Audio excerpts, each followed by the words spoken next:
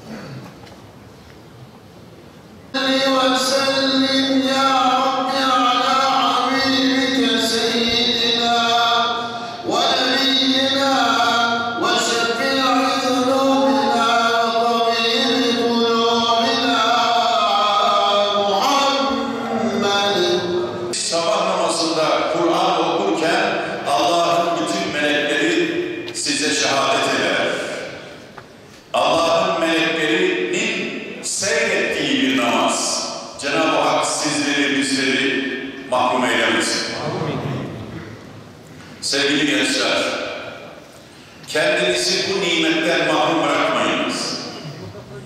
Kendinizi günde 5 defa Rabbinizle konuşmaktan, Rabbinizle sohbet etmekten mahrum bırakmayınız.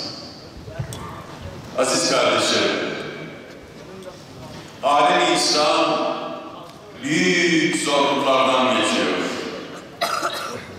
Bizler, sizler de zorluklar yaşadınız.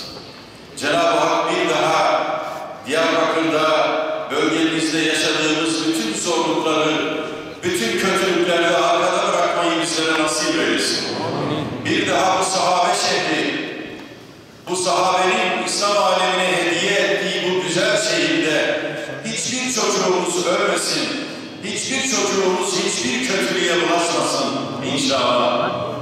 Bunun yolu bizim ruhumuz, bizim özümüz, bizim canımız, bizim kalbimiz olan, kalplerimizi tevhid eden dini İslam'a yapışmak, Allah'ın kitabı Kur'an-ı Kerim'den ayrılmamak, Allah'ın Resulü Muhammed Mustafa sallallahu aleyhi ve selleme ümmet olmaktan daha büyük bir şeref olabilir mi? Hazreti Selma'nın dediği gibi İslam'ın çocuğu olmaktan, İslam'ın evladı olmaktan daha büyük bir şeref, daha büyük bir şan olabilir mi? Cenab-ı Hak bizi o şandan, o şereften hiçbir zaman ayırmasın. Amin. Bunun yolu Allah'ın kitabını çok iyi okumaktan, çok iyi öğrenmekten, çok iyi yaşamaktan geçer. Bunun yolu Allah'ın Resulü Muhammed Mustafa'yı sallallahu aleyhi ve sellem'i çok iyi tanımaktan, çok iyi okumaktan, onu örnek almaktan, onun sünnetine yapışmaktan, onun gecesi gündüz gibi olan o aydınlık yolundan ayrılmamaktan geçer. Cenab-ı Hak bizi o yoldan ayırmasın. Amin. Cenab-ı Hak bizleri kardeşler topluluğu olarak dünyanın her tarafındaki mümin ve mümine kardeşlerimizle birlikte kardeşler topluluğu olarak kalplerimizi tevhid ederek, şehirlerimizi mamur ederek, evlatlarımızı İslam terbiyesiyle yetiştirerek yaşamayı, yaşatmayı Cenab-ı Hak bizlere nasip ve müyesser eylesin.